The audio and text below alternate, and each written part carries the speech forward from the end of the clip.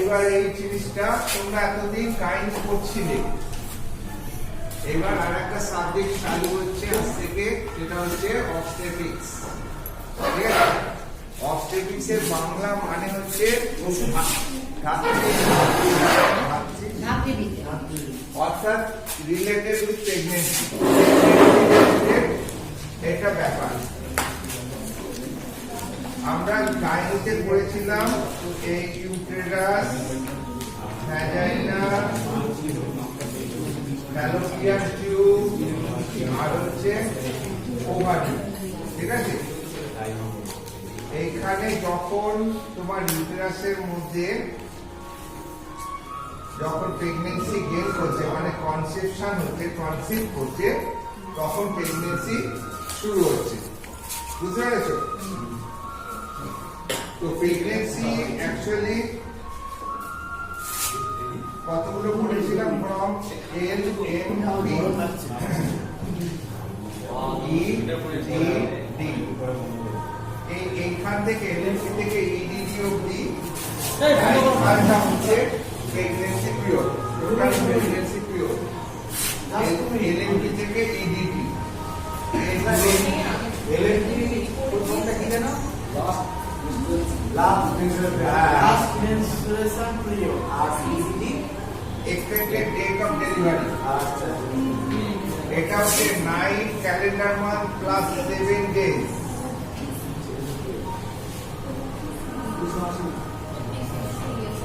বা 280 দিন, 9 calendar month plus 7 days. আমাদের প্রথমে শিখতে হবে এলএমপি থেকে ইডিডি কিভাবে ক্যালকুলেট করতে হয়। ঠিক আছে, হিস্ট্রি থেকে এগুলো পাওয়া যায়। প্রথমে যখন একটা প্রেগনেন্ট মাদার আসে, তার ইতিহাস থেকে আমরা এলএমপি জিজ্ঞেস করি, সেখান থেকে তোমার ডায়াগনোসিস অফ প্রেগন্যান্সি করা হয়। তারপরে প্রেগন্যান্সি ডায়াগনোসিস হয়ে গেলে তখন এই ডেটটা এস্টিমেট করা, কাউন্ট করা। ঠিক আছে, তো ডায়াগনোসিস অফ প্রেগন্যান্সি মানে ডিউরিং 12 মান্থ, ফার্স্ট 12 মান্থ হচ্ছে তোমাদের একটা কোশ্চেন আছে। হলো ফার্স্ট হচ্ছে অবস্টেট্রিক্স এর শুরুয়াত হচ্ছে প্রেগন্যান্সি ডায়াগনোসিস। সেই জন্য প্রথম কোশ্চেন হচ্ছে ডায়াগনোসিস অফ প্রেগন্যান্সি ডিউরিং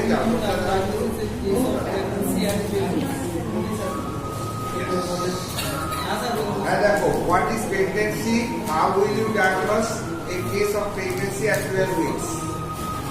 ঠিক আছে, অর্থাৎ প্রথম 8 সপ্তাহের মধ্যে আমরা একটা প্রেগন্যান্ট মাদারকে কিভাবে ডায়াগনোসিস করি, এই হচ্ছে ফার্স্ট তোমাদের এখানে জানতে হবে। তো সেখানে জানতে গেলে আমাদের যেটা দরকার সেটা হচ্ছে প্রেগন্যান্সি আগে ডেট করলে পরে যে ডায়াগনোসিস করবো সেগুলো কিসের সাহায্যে করবো? CF plus investigation.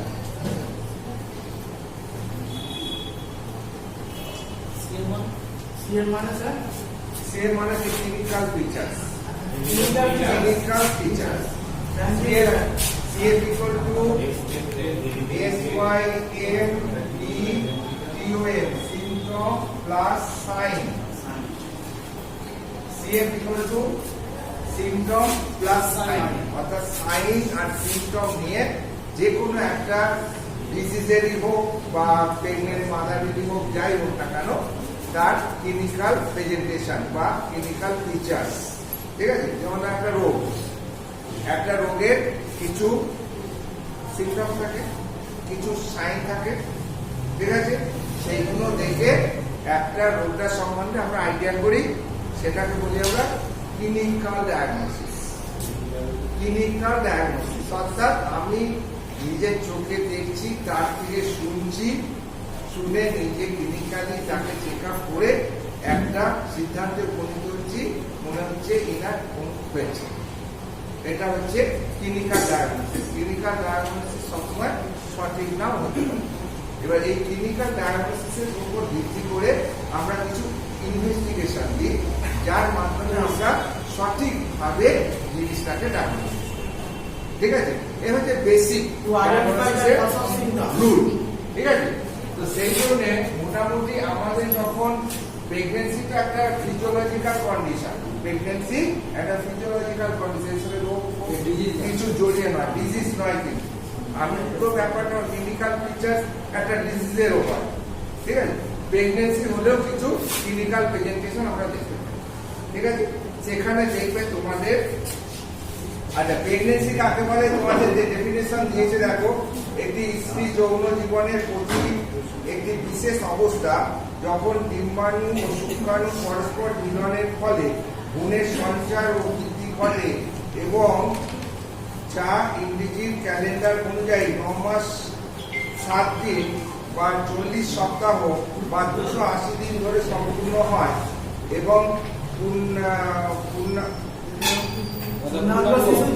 পূর্ণাঙ্গ নবজাতক শিশুর জন্ম হয়, তাকে প্রেগনেন্সি বলে। ঠিক আছে, মানে এখানে অনেকগুলো অবস্থা। একটা হচ্ছে ফার্টিলাইজেশন, ফার্টিলাইজেশনের ফলে হবে তোমার জাইগোট। ঠিক আছে, সেই জাইগোট তোমার ইউট্রাসের মধ্যে আসবে, এসে ইমপ্ল্যান্টেশন হবে, ইমপ্ল্যান্টেশন হওয়ার ফলে যে কন্ডিশনটা গ্রো করবে দ্যাট ইজ প্রেগন্যান্সি। ঠিক আছে, তার মানে এখানে ওভুলেশন হতে হবে, তাই তো এখানে এই যে এই ফ্যালোপিয়ান টিউবের মধ্যে এই ওভামকে আসতে হবে, এইখানে হেলদি গোটা 300 স্পার্ম উপস্থিত থাকতে হবে। কতগুলো ফার্টিলাইজেশনের কন্ডিশন, একটা হেলদি ওভাম, একটা ওভারি থেকে উৎপন্ন হতে হবে, হবে তো? এইবার 300 স্পার্মকে মিনিমাম এইখানে ওভারির সঙ্গে এই ওভামের কাছে যেতে হবে। তারপর একটা এলিজেবল স্পার্ম একটা ওভামের সঙ্গে মিলিত হয়ে এরকম পুষের একটা জাইগোট উৎপন্ন করবে। সেই পুষের জাইগোটটা আস্তে আস্তে এই টিউব দিয়ে মাইগ্রেট করতে করতে ক্যাভিটির মধ্যে আসবে এবং এইখানে সঠিকভাবে ইমপ্ল্যান্টেশন হবে, তবে সেই মহিলাটা কনসিভ করবে, তখনই তাকে বলবো আমরা প্রেগন্যান্ট। বুঝলেন? এই যে জিনিসটা ঘটলো, এইটা ঘটার ফলে কি হলো, এটা ঘটার ফলে কি হলো, ফিজিওলজি কি জানালো, এইখানে একটা কর্পাস লুটিয়াম ওয়েল ডেভেলপ হয়ে গেল, সেই ইস্ট্রোজেন প্রোজেস্টেরন একে সাপোর্ট দিতে লাগলো। এইখানকার কোরিয়নিক ভিলিগুলো এখানে গেছে এই এন্ডোমেট্রিয়ামের সঙ্গে লেগে একটা টেম্পোরারি গ্ল্যান্ড তৈরি করলো। সেই গ্ল্যান্ডটাকে বলছে আমরা কি, PLACENTA, প্ল্যাসেন্টা। আরে স্যার আরেকবার বলুন না স্যার, এটা ঠিক আছে, এত আওয়াজ হচ্ছে না, আমাকে একটা মিনিট জানলাগুলো বন্ধ করুন, বুঝতে পারছি।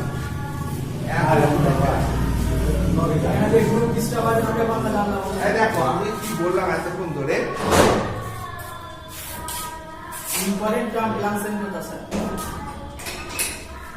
আবার বলে দিচ্ছি, স্যার প্লাসেন্টা গ্ল্যান্ড, প্ল্যাসেন্টাটা temporary endocrine gland, temporary endocrine gland, that is placenta. প্ল্যাসেন্টাটা প্রতি প্রেগন্যান্সির প্রথম 3 মাসের মধ্যে ওই ইউট্রাসের ওয়ালের মধ্যে তৈরি হয়ে যায়। এই সেই 3 মাস যতদিন না প্ল্যাসেন্টা তৈরি হচ্ছে, ততদিন এইখান থেকে এই কর্পাস লুটিয়াম থেকে হরমোনগুলো সাপোর্ট দিতে থাকে, যাতে ওইখানের মধ্যে এমব্রায়োটা ফার্টিলাইজ ওখাটা বাঁধতে পারে। স্যার প্লাসেন্টা কিভাবে হচ্ছে একটু বলুন না স্যার। প্ল্যাসেন্টা এইভাবে কিভাবে কিভাবে কি মানে প্রথমে তো জাইগোট হয়ে গিয়ে ইউটেরাসে এলো, তারপরে দেখো এখানে হচ্ছে তোমার ওভাম, প্ল্যাসেন্টা একটা টেম্পোরারি এন্ডোক্রাইন গ্ল্যান্ড, যেটা তোমার প্রাকৃতিক নিয়মে কোরিয়নিক ভিলিগুলো থেকে তোমার একটা গ্ল্যান্ড তৈরি হয়। যেমন এখানে কর্পাস লুটিয়াম তৈরি হলো, এটা কি করে তৈরি হলো? যেমন এই যে খোলটা থেকে মডিফাইড হলো, সেরকম এখানে কোলিনের ভিলিগুলো এন্ডোমেট্রিয়ামের সঙ্গে মডিফাইড হয়ে এইখানে একটা টেম্পোরারি গ্ল্যান্ড তৈরি করবে, দ্যাট ইজ প্ল্যাসেন্টা। এইটা রেডি হতে টাইম নেয় প্রায় 2.5 থেকে 3 মাস। এই 2.5 থেকে 3 মাস সাপোর্টটা দেয় কে? Corpus luteum. যখন এই অ্যাক্টিভ হয়ে যায়, অ্যাক্টিভ হয়ে গেল মানে সে হরমোনগুলো সিক্রেট করতে লাগলো, তখন এ ডিজেনারেট করে যাবে। কারণ এদের দেখছো যে আমার আর কোনো কাজ নেই, প্ল্যাসেন্টা কাজ শুরু করে দিয়েছে, তখন এটা অলরেডি ডিজেনারেট করে যাবে, ওভারিটা স্টেজে থেকে যাবে। এবার এইখানে ব্যাপারটা ঘটতে থাকবে, ফিউচার্সের মধ্যে আস্তে আস্তে বড় হতে থাকবে। ঠিক আছে? কতদিন ধরে বড় হবে? এই 9 ক্যালেন্ডার মান্থ প্লাস 7 ডেজ ধরে এর বড় হতে থাকবে, ডেভেলপ করতে থাকবে। বুঝতে পারলে? ওই একটা ম্যাচিওর এখানে বেবি সৃষ্টি হবে। সেইটা এই যে দিনটা আমরা ক্যালকুলেট করছি, এই দিনের মধ্যে ওইটা বাইরে বেরিয়ে আসবে। সেই জন্য একে বলা হচ্ছে এক্সপেক্টেড ডেট অফ ডেলিভারি। ঠিক আছে? এইটা কিভাবে কাউন্ট করবো? না, একটা যখন লেডি প্রেগনেন্ট হলো তার সিমটম হবে। ঠিক আছে? সিমটম হবে তো? হ্যাঁ, দেখো এখানে তোমার সিমটম গুলো সব দিয়ে দিয়েছে। ঠিক আছে? এখানে সিমটম গুলো সব দিয়ে দিয়েছে। সিমটম হবে স্যার এক্সপেক্টেড ডেটের আগে কি করে হবে ভাই? দাঁড়াও বলছি, ওটা প্রিম্যাচিওর হয়, সব বলে দিচ্ছি। মানে 2 সপ্তাহ আগে স্যার হয়ে গেল। আপনি হচ্ছে মাথা একদম প্রিম্যাচিওর। এই সবে নুন আর লেবু করছি। হ্যাঁ, পায়েস চলে গেছে। পায়েস খেতে চলে গেছে। নুন দিয়েছে তো ঠিক করে পায়েস হবে। আমাকে যেতে দাও। স্যার গভীরভাবে সাঁতার কাটা ভালো। আচ্ছা, প্রথম সিম্পটম কি বলবে? এসে এ এনি এনো আর এইচও ই। ফার্স্ট সিম্পটম বলবে যে ডাক্তারবাবু আমার অমুক দিন তারিখ ছিল, কিন্তু এই মাসে ওই তারিখে পিরিয়ডটা হয়নি। বোঝা গেল? এবার অমুক দিন ছিল, সেইটাই হচ্ছে এল এম। ছিল বলে আমি আমার একটু ভালো করে নেটে জিজ্ঞেস করলাম আপনার কবে মেনস্ট্রুয়েশনটা চালু হয়েছে, শুরু হয়েছিল আগেরটা। ও একটা তারিখ বললো যে আমার 4 সেপ্টেম্বরই করে দিই। হ্যাঁ, 4 সেপ্টেম্বর মানে হচ্ছে 4-10-25-এ হয়েছিল। ঠিক আছে? ও আচ্ছা, ওটা হচ্ছে 9। হ্যাঁ, 4-9-25-এ হয়েছিল। ঠিক আছে? এই যে আমি জিজ্ঞেস করলাম ওটা কতদিন ছিল, ওটা যেমন থাকে 3-4 দিন থাকে, সেরকম ছিল। তারপরে 4 দিন বাদে বন্ধ হয়ে গেছে। এই মাসে 4-10-এ হওয়ার কথা ছিল, হয়নি। আজকে হচ্ছে 16 তারিখ। ঠিক আছে? আমার কাছে এসেছে, এবার বলছে এইরকম ব্যাপার। ঠিক আছে? আমি তখন বললাম আপনার কি কি অসুবিধা হচ্ছে এর জন্য, পিরিয়ডটা অফ হয়ে যাওয়ার জন্য। ও বললো কি না আমার কি বলো মর্নিং সিকনেস। 2 নম্বর হচ্ছে মর্নিং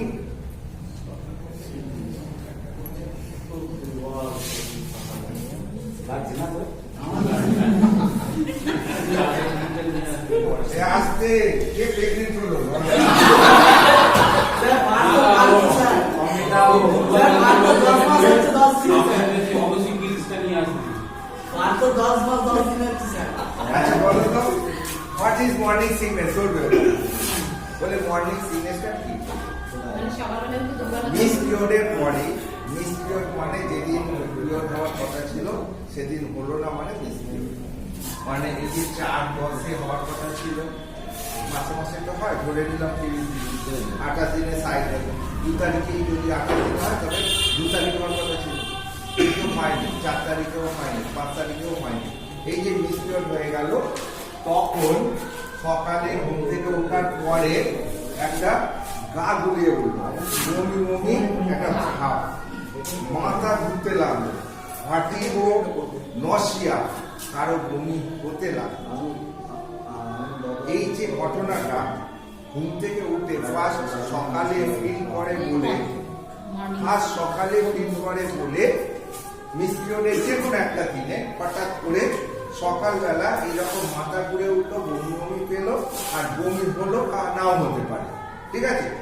তো এইরকম কন্ডিশনটাকে বলছি আমরা মর্নিং সিকনেস। সকালবেলা একটা অসুস্থ ভাব ফিল করাকেই বলা হচ্ছে মর্নিং সিকনেস। প্রেগনেন্সির এরকম মিস পিরিয়ডের পরে এটা দেখা যায়। তো প্রথম তো অ্যামনোনিয়া পেলাম, তারপরে ওর কাছে মর্নিং সিকনেস পেলাম, ঠিক আছে? এবার হচ্ছে তোমার এবার হচ্ছে উইকনেস।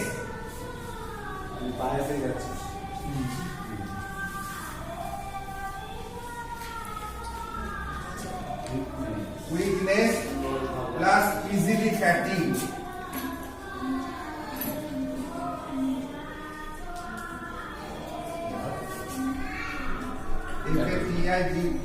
অল্পতেই হাঁপিয়ে যাচ্ছে, ইজিলি ফ্যাটিগ।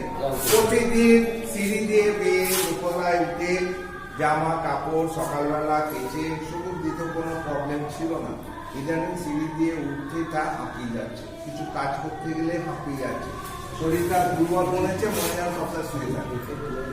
এইরকম একটা ব্যাপার এর মধ্যে দেখা দিচ্ছে। 4 নম্বর কি দেখতে পাচ্ছি আমি? Frequency of micturition. ঘন ঘন পেচ্ছাপের বেগ পাচ্ছি, ঘন ঘন পেচ্ছাপের বেগ পাচ্ছি।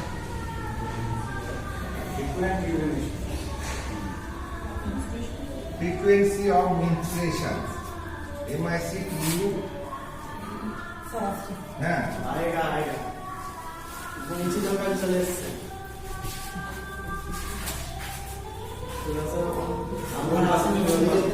এদিকে চলে আয়। ওইদিকে হলে ফিমেল ভোটার কার্ড দেবে। স্যার, ফ্রিকোয়েন্সি অফ ইউরিন হবে নাকি? হ্যাঁ, ফ্রিকোয়েন্সি অফ ইউরিন করে দাও, তাতেও হবে।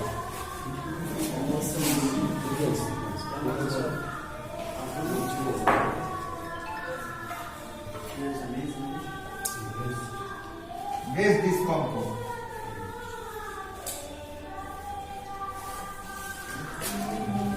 With heaviness. একটা ওটা ডিসকমফোর্টের মধ্যে পড়ছে, হেভিনেস আর পিচিং সেন্সেশন। ব্রেস্ট গুলো ভারী ভারী মনে হয় এবং ব্রেস্টের মধ্যে মনে হয় কেউ ছুঁচ ফোটাচ্ছে, পিচিং একটা সেন্সেশন হয়। এটাকে বলা হচ্ছে breast discomfort, heaviness and pitching sensation. এই পাঁচটা তুমি সিম্পটম চোখ বুঝে লিখে দেবে। Diagnosis of pregnancy equal to করবে সাইন সিম্পটম ইনভেস্টিগেশন। স্যার এগুলো ব্রেস্ট ডিসকমফোর্ট বা ফ্রিকোয়েন্সি অফ ইউরিনেশন এগুলো তো মানে একদম প্রায় 4-5 মাস পর থেকে শুরু হয়। ফার্স্ট মাসে উইদিন 12 উইকস। ও আচ্ছা, এটা তো ক্লিনিক্যাল বলে দিচ্ছে তো ডায়াগনোসিস অফ প্রেগন্যান্সি। হ্যাঁ, এগুলো অ্যাকচুয়ালি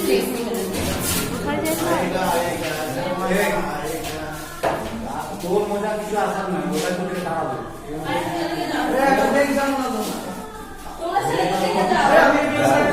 ওরা মেয়েরা বেঞ্চ নিয়ে আর নতুন নিয়ে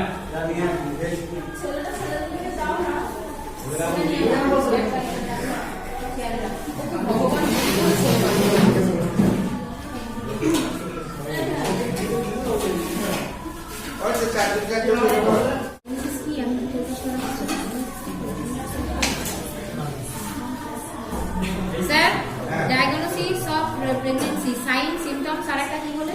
ইনভেস্টিগেশন। তিনটে কথা তার মধ্যে এইগুলো হচ্ছে সিম্পটম।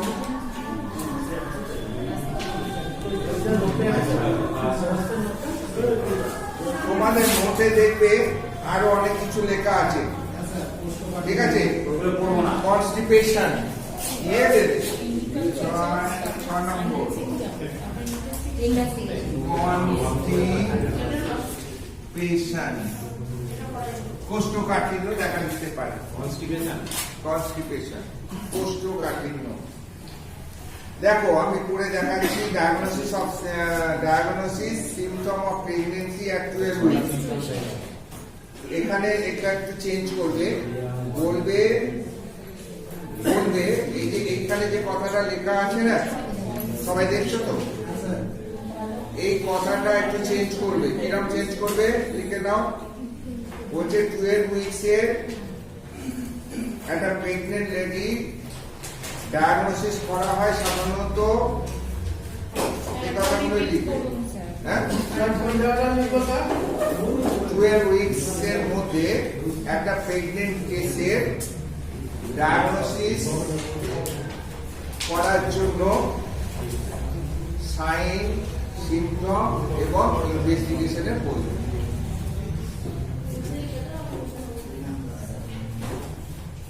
ঠিক আছে, এই কথাটা লিখলে, লিখে একবার লিখবে তোমার সিম্পটম বলে, এবার লিখছো সিম্পটম বলে লিখছো। 1 নম্বরটা অ্যামিনোরিয়া বা রজরোগ, তোমাদের বাংলায় লিখে দিয়েছে। ঠিক আছে, এইটা ইংরেজি করলে দাঁড়ায় অ্যামিনোরিয়া। ঠিক আছে। 2 নম্বরের মর্নিং সিকনেস, তারপরে এটা মর্নিং সিকনেস লিখেছে। তারপরে 3 নম্বরে দিয়েছে কনস্টিপেশন, তাই ওটা 6 নম্বরে দিল। যা খুশি, কোনো ব্যাপার নেই যে আমি এগুলো দিয়েছি। এগুলো শুধু ওই তোমার অ্যামিনোরিয়া মর্নিং সিকনেসটা রাখবে, বাকি এগুলো যখন যেখানে খুশি ঢোকাবে। না না স্যার, আপনার কথার কারণে আমি যেমন সিরিয়ালি বললাম, এইরকম সিরিয়ালিও বলতে পারো, কোনো ব্যাপার নেই। এটা শুধু কথা না।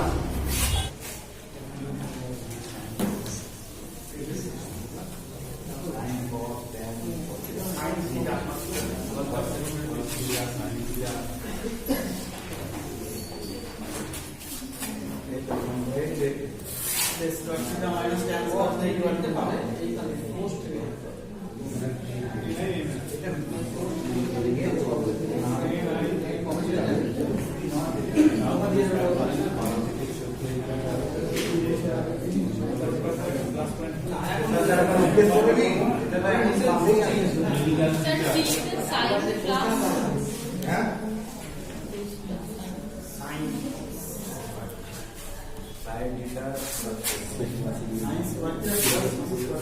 সাইন্স কি হলো? ব্রেস্ট সাইন, ব্রেস্টের মধ্যে কিছু সাইন পাবো। ব্রেস্টের যে নিপুল আছে তার চারদিকে যে ডার্ক জোন আছে, এই ডার্ক জোনটাকে আমরা বলি অ্যারিওলা। AREOLA, areola.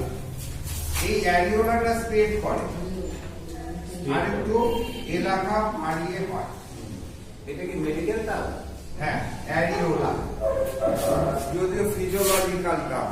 ঠিক আছে, অ্যারিওলা আছে প্রতিটা মেয়ের ব্রেস্টে, অ্যারিওলা আছে, কিন্তু প্রেগন্যান্সির সময় এই অ্যারিওলা রিজিয়নটা স্প্রেড করে। ঠিক আছে, আর এই অ্যারিওলার মধ্যে এই যে নিপিলের চারদিকে ছোট ছোট এক ধরনের উদ্ভিদ ওই সময় দেখতে পাওয়া যায়, ঘামাচির দানার মতো নিপিলকে ঘিরে চারদিকে। বুঝতে পেরেছো? ওটাকে কি বলছে? মনগোমেরিস টিউবারকুল। এটা লিখতে পারবো না পরীক্ষা। এই তো আমি লিখে দিচ্ছি, তোমার লিখে দিচ্ছি। এটা ঠিক আছে, আপনার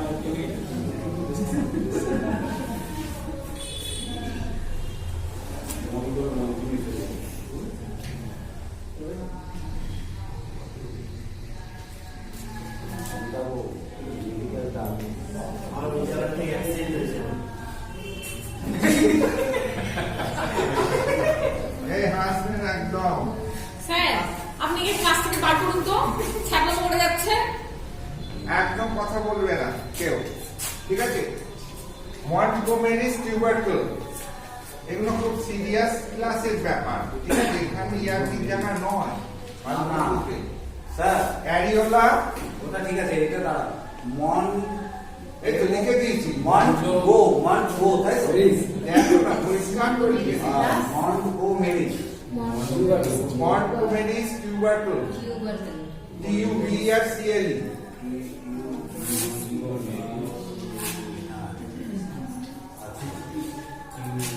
আর হচ্ছে ভেনাস এনগর্জমেন্ট, আর হচ্ছে venous engorgement of the breast.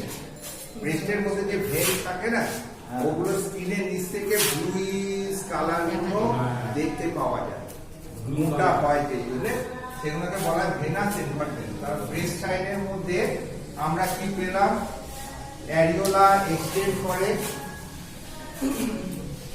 নিপিলের চারদিকে ছোট ছোট ছোট ছোট ঘামাচির দানার মতো উঠে বেরোয়, তাকে বলা হয় মন্টোমেরিস টিউবারকুল। আর ভেনাস এনগর্জমেন্ট এর সঙ্গে সিমটম কি পেয়েছিলেন, হেভিনেস আর পিকিং সেন্সেশন। ব্রেস্টের মধ্যে সিমটম কি পেয়েছিলাম, হেভিনেস অফ দ্য ব্রেস্ট আর pricking sensation of the breast. তো পিকিং সেন্সেশনটা কি চোখ ফোটানো হোল ব্রেস্ট জুড়ে, টোটাল ব্রেস্ট জুড়ে একটা অস্বস্তি ভাব, ভারী ভাব, আর তার সঙ্গে চোখ ফোটানো ভাব অনুভব করে, সেই জন্য ওটা হয়ে গেল সিমটম। আর ভেনাস সাইন কি বল, venous engorgement of the breast, VENOUS ENGORGEMENT,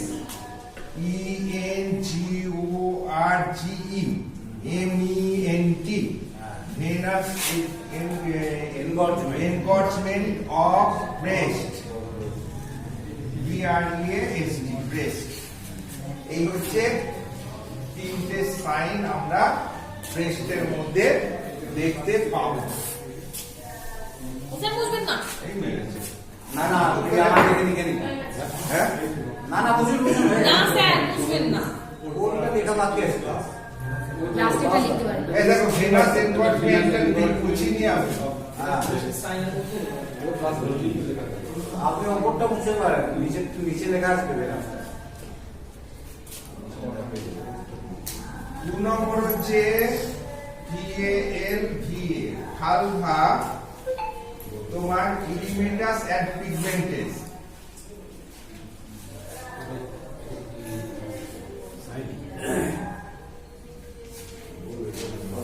and pigmented.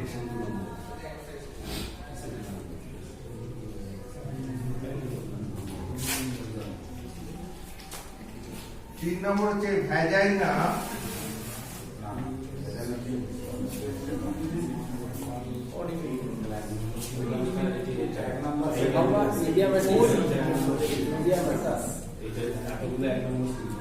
More vascular,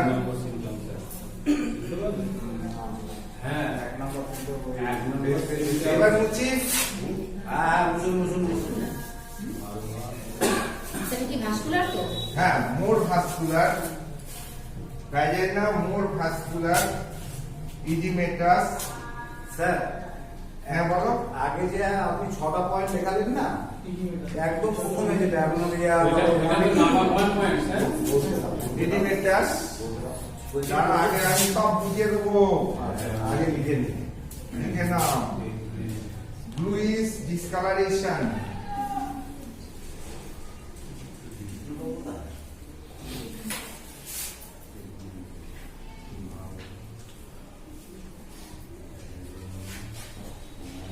bluish discoloration with increased secretion. দেখো ভালভা হয়ে গেল। এবার ভ্যাজাইনাল পরিবর্তন কি দেখা যাচ্ছে, ভ্যাজাইনা দেখা যাচ্ছে যে মোর ভাস্কুলার, ভ্যাজাইনার মধ্যে মানে ব্লাড সাপ্লাই বেড়ে যায়, সেই জন্য ভ্যাজাইনাটা একটু ইডিমেটাস হয়, সেই জন্য ভ্যাজাইনাটা একটু ব্লুইশ ডিসকালারেশন দেখতে পাওয়া যায়, সেই জন্য vaginal with vaginal secretion, increase vaginal secretion, ভ্যাজাইনার মধ্যে সিক্রেশনটা বেড়ে যায় with increase secretion,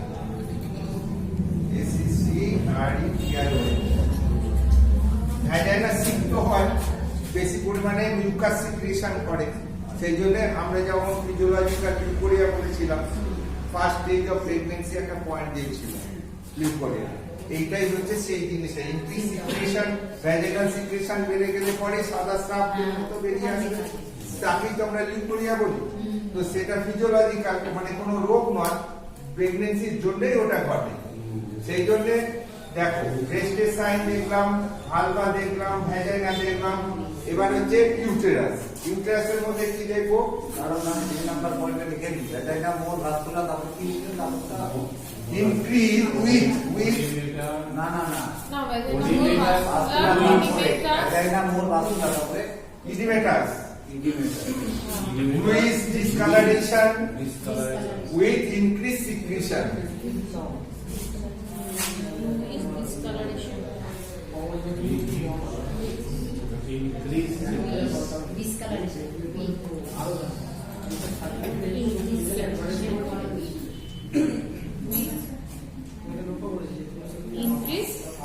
Secretion.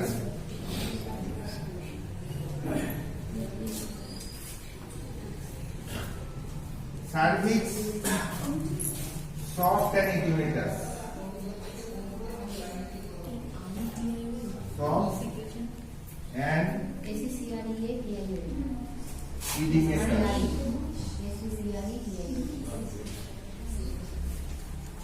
With discoloration.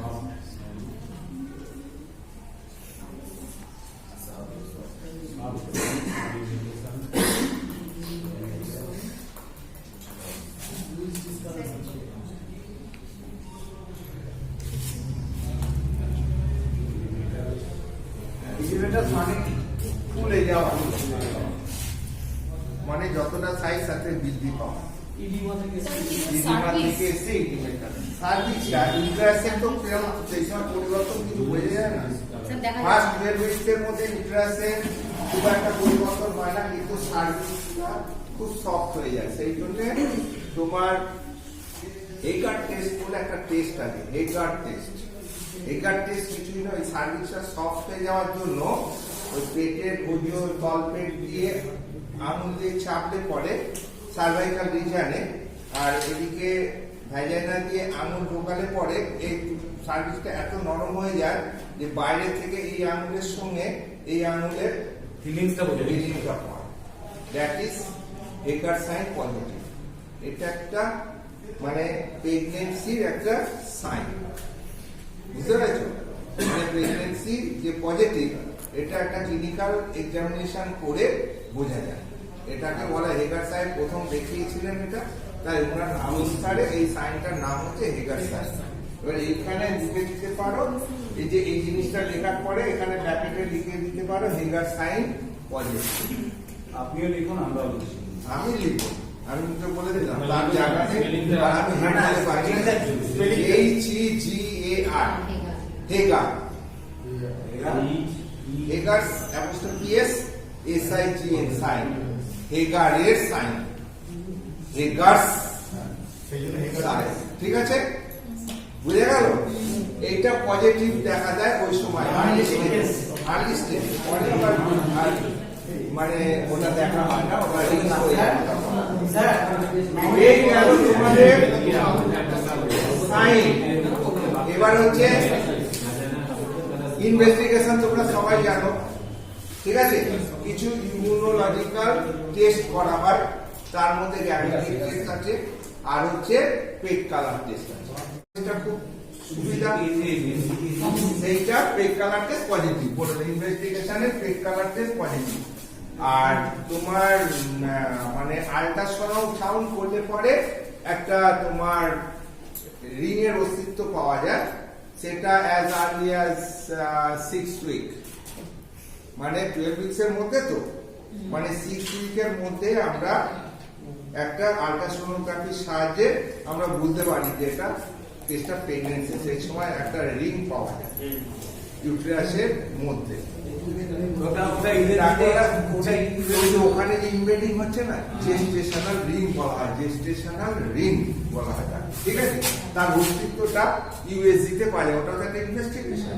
কিন্তু জেনারেলি আমাদের করতে লাগে না, করিও না ওই সময়, আসল সকাল সকাল ইনভেস্টিগেশন। ঠিক আছে, তো মোটামুটি পেট কালার টেস্টটা পজিটিভ হয় কেন না, এই যে এখানে এই যে কোরিওনিক ভিডিগুলো, এখানে তো যখন এখানে দেখো কাউন্টিং করে দিতে পারো, এখানে ধরো 14 দিনে ওভুলেশন হলো, 14 দিনে ওভুলেশন হলো তো, এখানে ঢুকে গেল, 14 থেকে 16 দিন অবধি বেঁচে থাকবে, ঠিক আছে? তাহলে 16 দিনের মধ্যে এখানে ফার্টিলাইজেশন হয়ে গেল, হ্যাঁ 16 বা 17 17, 18, 19, 20, 21, 22 এখানে চলে এলো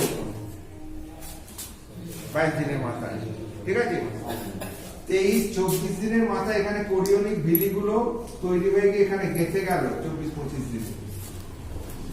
ওই যে কোরিওনিক ভিলি গুলো সৃষ্টি হচ্ছে প্রোডাক্ট অফ কনসেপ্টের ওয়ালের গায়ে দিয়ে, তখন ওখান থেকে এক ধরনের হরমোন ক্ষরণ হয়, HCG, human chorionic gonadotropic hormone, ঠিক আছে? Human chorionic gonadotropic hormone. এই হরমোনটা কি হয়, ইউরিন দিয়ে এক্সক্রিট করে, ইউরিন দিয়ে বেরিয়ে আসে। সেই জন্য আমরা ইউরিন নিয়ে যদি পেক কালার স্ট্রিপ দেওয়া হয়, তবে পেক কালারের এখন এরকম ধরনের স্ট্রিপ আছে, এরকম ধর এখানে ইউরিন দিলাম, এখানে এরকম দুটো দাগ উঠবে, একটা হচ্ছে টেস্ট স্যাম্পল আর একটা হচ্ছে ডায়াগনস্টিক স্যাম্পল, ঠিক আছে? যখন শুধু টেস্ট স্যাম্পল উঠছে দ্যাট ইজ নেগেটিভ, যখন টেস্ট স্যাম্পল হওয়ার পরে এখানে ডায়াগনস্টিক লাইন উঠে গেল দ্যাট ইজ HCG আছে, তার মানে বুঝলাম ইউরিনে HCG আছে। কোথা থেকে? প্রেগন্যান্সি থেকে। হ্যাঁ, নাহলে সেটা আস্তে কথা প্রেগন্যান্সি বলে না ডায়াগনস্টিকটা পজিটিভ এবং পজিটিভ। তো এইবার তোমরা ডায়াগনোসিস অফ প্রেগন্যান্সি করতে পারবে, লিখতে পারবে, পরীক্ষা এলে মুখস্থ করার কোনো দরকার নেই। কিছু সিমটম দেবে, কিছু সাইন পাবো, আর ইনভেস্টিগেশন। ইনভেস্টিগেশনে মেনলি পেক কালার দেবে, এছাড়া ক্যাভেন্ডিশ টেস্ট আছে, ইমিউনিটি টেস্ট, ওটাও ওইভাবেই করা হয়, একটু অন্য ওয়ে আছে, দরকার নেই। আর ইউএসজিও করা যেতে পারে, হ্যাঁ ইউএসজি সাথে করা হয় ওই সময় আরো পরে, ঠিক আছে? তো তোমরা শুধু ইনভেস্টিগেশনের পেক কালার টেস্ট দিচ্ছ, এবার পারবে লিখতে পরীক্ষা এলে? একদম স্যার, না লিখলেও কোন মাস তাহলে প্রেগন্যান্সি কাকে বলে, প্রেগন্যান্সি হলে পরে কিভাবে তুমি ডায়াগনোসিস করবে, তার ব্যাপারটা আজকে হয়ে গেল। আচ্ছা, এইবার তোমরা পড়বে, আমি তো লিখে দিলাম, লিখে তোমাদের এতেও আছে, ভোটার দেখো স্তনের পরিবর্তন দেখেছ, হ্যাঁ? আচ্ছা, এবার কি কি হয়? মানে সামান্য বেদনাযুক্ত ভার বোধ হয়, আমি বললাম পিটিং সেন্সেশন, বেদনাযুক্ত, আর হচ্ছে সামান্য হেভিনেস, ওটার চারপাশে অংশ বড় হতে থাকে, মানে অ্যারিওলাটা বাড়তে থাকে। আচ্ছা, স্তনের শিরাগুলো মোটা হয়, কষ্ট হয়ে যায়, বললাম কি বললাম ওটা? ঠিক আছে, venous enlargement, please, venous enlargement of the breast. তারপরে দেখো দেখেছো মনপ্রেস টিউবারকল। আচ্ছা, এরপরে দেখো উদরের দিয়েছে, আমি অত দিইনি, আমি ওইখান থেকে ভালভা দিয়েছি, ভ্যাজাইনা দিয়েছি, হ্যাঁ। তারপর হচ্ছে সার্ভিক্স, এটা তো সফট হয়, ঠিক আছে। আচ্ছা, এছাড়াও কিছু এরা জুড়ে দিয়েছে কিছু, মানে আর কি ওই যেমন হচ্ছে টক আচার জাতীয় খাবার প্রবণতা বাড়ে, তারপরে পিঠ কোমরের পিছন দিকে বেদনা হয়, মানে এক্সট্রা কিছু সিমটমের সঙ্গে দিয়ে দিয়েছে। আমার সিমটম যদি দিতে হয় আমাকে আগে দেওয়া উচিত, এইখানে জুড়ে দেবে ওগুলো। সিমটম মানে হচ্ছে symptom, what is symptom, what is sign, what's the difference between symptom and মেডিসিনের কোর্স। সিমটম হচ্ছে উপসর্গ, লক্ষণ, উপসর্গ বা লক্ষণ, মানে that can be feel by the patient and narrated by the patient. শুধু ফিল করলে হবে, সিমটম ফিল করতে হবে, ন্যারেট করতে পারবে। সেটা পশুরা সেরকম সিমটম দিতে পারে না, ফিল করতে পারে কিন্তু ন্যারেট করতে পারে না। সিমটম মানুষই ভালো দিতে পারে, ফিলও করতে পারে, ন্যারেট করতে পারে যে আমার ও মাথা যন্ত্রণা হচ্ছে, ভেঙে যাচ্ছে, কি হচ্ছে আমি জানি, ওর ফিলিং আমাকে বিশ্বাস করতে হবে। স্যার পেটে যন্ত্রণা হচ্ছে, মরে গেলাম, ওর ফিলিং ওটা, আমি তো দেখতে পাচ্ছি না। আমার ঠিক আছে? যেমন হয়েছিল স্যার, আমার যেমন হয়েছে সেটা বললাম বলে কি বলে আমি চালু না। কিন্তু স্যার এটা কি বলতে পারছে না, ব্যাপারটা এখানে হচ্ছে না, এখানে সময়টার ব্যাপার না, হচ্ছে। ওইটা বলছি না স্যার, আমি বলেছিলাম বলে ওই সিমটমসটা আমার হয়েছিল, আমি নি বলে আমাকে ছাগলা মনে করছি।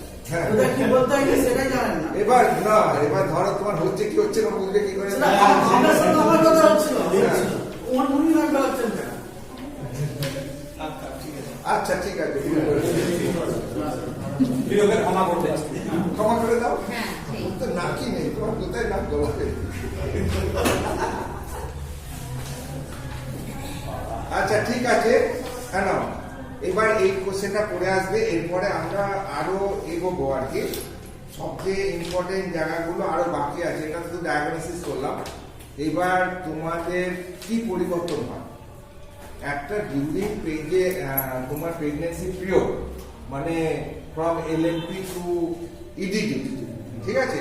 এই যে এতটা সময় ধরে যে কি কি পরিবর্তন একটা নারীর দেখতে পাওয়া যায়, সেখানে তার ওয়েটের পরিবর্তন হবে, ইউটেরাসের হাইটের পরিবর্তন হবে, ব্রেস্টের পরিবর্তন হবে, একটা স্যাপি ক্রিয়েট হবে, কিউটেনিয়াস চেঞ্জ আসবে, মানে চামড়ারও কিছু পরিবর্তন হয়, গালের চোখ উঠবে, কপালের চোখ উঠবে, এইখান থেকে একটা লাইন সোজা উঠবে, হ্যাঁ, এইগুলো ফাটা ফাটা হয়ে যাবে, স্টেজ মার্ক দেখা যাবে, এইগুলো সব কিউটেনিয়াস চেঞ্জেস। কিছু কিউটেনিয়াস চেঞ্জ হবে, এইগুলো আমাদের জানতে হবে। টোটাল ওয়েট গেইন কতটা হচ্ছে, ইউট্রাইন হাইট কতটা হচ্ছে, এর দ্বারাই আমরা কি করব না, অ্যান্টিনেটাল কেয়ার আমরা ঠিক মতো নিচ্ছি কিনা, এবং অ্যান্টিনেটাল কেয়ারের সাহায্যে আমরা জাজ করতে পারবো ওর প্রেগনেন্সিটা ঠিক মতো গোয়িং করছে কিনা, মানে গুড গোয়িং না ব্যাড গোয়িং, মানে ডেভেলপ ঠিক হচ্ছে কি হচ্ছে না। এইগুলো আমরা অ্যান্টিনেটাল কেয়ারের মাধ্যমে সেগুলো জানবো। তার মানে অ্যান্টিনেটাল কেয়ার একটা আইটেম, চেঞ্জ ডিউরিং প্রেগনেন্সি একটা item, diagnosis of the pregnancy একটা আইটেম। দেখো কোশ্চেন গুলো এইভাবে আসছে, ডায়াগনোসিস অফ প্রেগনেন্সি কিভাবে করবে এটা বললাম। কোনো কোশ্চেন দিল আরো ডিউরিং প্রেগনেন্সি কি কি চেঞ্জ হয়, what are the changes during pregnancy, সেটা একটা বড় ব্যাপার। আবার বললো যে একটা প্রেগনেন্ট মাদারকে তুমি কিভাবে ওই টোটাল প্রেগনেন্সি পিরিয়ডটা জুড়ে দেখভাল করবে, that is call anti Natal care. মানে অ্যান্টি নেটাল কেয়ার মানে এনএনপি থেকে ইডিটি পর্যন্ত আমি একটা প্রেগনেন্ট মায়ের কি যত্ন নেব, বুঝতে পেরেছো? এই একটা কোশ্চেন। এইবার কমপ্লিট হয়ে গেল যে নেটাল পিরিয়ড চলে এলো। নেটাল পিরিয়ড মানে ডেলিভারি হবে, ডেলিভারি হবে মানে বাচ্চাটা উমস থেকে আউটার ওয়ার্ল্ডে ফিরে আসবে, বেরিয়ে আসবে। এই যে পদ্ধতি, একে বলছি আমরা লেবার, ঠিক আছে? এইবার বলবে লেবার কি, লেবারের কতগুলো স্টেজ, লেবার পেন কি, false labour pain, true labour পেনের মধ্যে পার্থক্য কি, এরকম। প্রথম দিকে যে সিমটমস গুলো আমরা এখানে পয়েন্ট আউট করলাম, একটা ভমিটিং খাবার তো আছে, সেটাই কি আমাদের পয়েন্টে আছে না ফার্স্ট প্রথম মাসের পরে, মিস পিরিয়ডের পরে, উইদিন 12 উইকস। আবার হাইপার ইমিসিস গ্যাভিডোরাম বলে একটা কথা আছে, হাইপার ইমিসিস গ্যাভিডোরাম। হ্যাঁ ওটা থাক। এই যে নসিয়া ভমিটিং টেন্ডেন্সি, এটা যদি খুব এক্সেসিভ হয়ে যায় কোনো মহিলা, প্রশ্ন অনেকের হয়, এক্সেসিভ হয়ে যায়, প্রচুর বমি করছে, ওই কন্ডিশনটাকে বলছি আমরা হাইপার ইমিসিস গ্যাভিডোরাম। ওটা একটা প্যাথোলজিক্যাল কন্ডিশন, ওটার জন্য আমাদের কেয়ার নিতে হবে, চিকিৎসা করতে হবে, বুঝতে পারছেন? ওটা খুব রেয়ার, কোনো গর্ভবতী মহিলার এরকম দেখা দিতে পারে, ঠিক আছে? ওই যে মর্নিং সিকনেস রিলেটেড ব্যাপার বলে দিলাম তোমাদের, যদিও মর্নিং সিকনেস কি আপনি এক্সেসিভ মর্নিং সিকনেসটা যখন এক্সট্রিম পর্যায়ে পৌঁছে যাবে, দ্যাট ইজ কল্ড হাইপারএক্সিস গ্যাভিডোরাম, ঠিক আছে? তো এইভাবে আমরা টোটাল আমাদের যে অবস্টেট্রিক্স ব্যাপারটা আছে আমাদের প্রেগনেন্সি থেকে আরম্ভ করে শুরু করে এবার লেবারে চলে গেলাম। লেবারের এবার স্টেজগুলো বলতে হবে কিভাবে বেরিয়ে আসছে, তারপরে ওই সময় আবার ম্যানেজমেন্ট হলে একটা ব্যাপার আছে, ওই সময় আমরা কিভাবে ম্যানেজ করব, অর্থাৎ ম্যানেজমেন্ট অফ লেবার সেটাও একটা বড় আইটেম। শুধু management of event of labour সেটাও একটা বড় আইটেম। এবার তার সঙ্গে একটু একটা কোশ্চেন জুড়ে দেয়, what is labour pain, what the difference between true labour pain, false. মানে অনেক সময় ফলস লেবার পেনও দেখা যায়। ফলস লেবার পেন মানে হচ্ছে লেবারের মতো যন্ত্রণা অথচ নয়, বুঝতে পেরেছি? তাকে বলছি ফলস লেবার পেন। এবার সেগুলো পার্থক্য আছে, সেই পার্থক্যগুলো আমাদের যে ইভেন্টগুলো ঘটে, লেবারের পূর্বে যে ইভেন্টগুলো ঘটে, মানে তোমার শো হবে, সার্ভিস ডাইলেট করবে, ট্রু লেবার পেনের সঙ্গে এগুলো জড়িয়ে থাকবে, ফলস লেবার পেনের সঙ্গে ওগুলো জড়িয়ে থাকবে। তখনই বোঝা যাবে যে এটা লেবার প্রোগ্রেস করছে না, এটা একটা প্যানিক, এবং সেই জন্য এটা একটা যন্ত্রণার সঙ্গে অনুভব করছে, ভাবছে হয়তো লেবার পেন উঠে গেল, বাচ্চা হওয়ার সময় হয়ে গেছে, দৌড়ে হসপিটালে দৌড়ালো, করে ডাক্তার বলেছে ওরা যা না, বুঝতে পেরেছি? এই ব্যাপারগুলো আমরা আস্তে আস্তে করে ফেলবো, করতে পারলে আমাদের আর কটা ক্লাস সাথে পাবো, সেইভাবে আমি এগোবো। এখন স্যার ডেট দেয় কিছু এক্সাম তোমাদের কিছু বলেছি কি যে আমি এতগুলো ডিসেম্বর দিন পরীক্ষা, স্যার 28 ডিসেম্বর আমাদের স্যার পরীক্ষা আছে। ডিসেম্বরের লাস্ট উইক ও স্যার ডিসেম্বরের লাস্টে স্যার, ডিসেম্বর আপনি বলেন যে আমার 26 জানুয়ারি 26 ডিসেম্বর ছুটি আছে। আগের বারে বলেছিল ওদের কত শেষ করে না না স্যার 28 ডিসেম্বর বিএসসি পরীক্ষা আমাকে আছে। ওদের কথায় শেষ কথা আমাকে সেইভাবে পড়াতে হবে। আমি যদি দেখি যে আমি 4টে সপ্তাহ পাচ্ছি, আমি তখন লাফিয়ে যাবো। আমি যদি দেখি 6টা সপ্তাহ আমি আস্তে আস্তে হেঁটে যাবো, মানে একটু বেশি বেশি বলে বয়ে আনতে পারবো।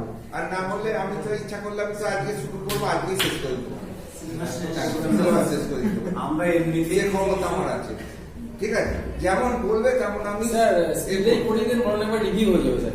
হ্যাঁ, মোটামুটি অনেকগুলো আইটেম তো। এবার ধরো এক একটা আইটেম একটু ভালো করে বোঝাতে গেলে 1 ঘন্টা লেগে যাবে। আপনাকে যে বলেছিলাম যে আপনার ক্লাসটা 2 ঘন্টা করুন। সেই জন্য মোটামুটি আমি যদি দেখি যে আমি 6টা ক্লাস পাচ্ছি, তবে এই যে অপশনেটিভসটা না স্যার ভালোভাবে, আবার এর সঙ্গে আবার কি মানে ওই পিরিয়ডের সময় কি কি রোগ দেরি হতে পারে, এই একটা কোশ্চেন। এই যে প্রেগন্যান্সি পিরিয়ডে সবচেয়ে বেশি রোগ যেটা দেয়, মানে তোমার hypertensive disorder, hypertensive disorder during pregnancy, এটা খুব কমনলি দেখতে পায়, বুঝতে পেরেছো?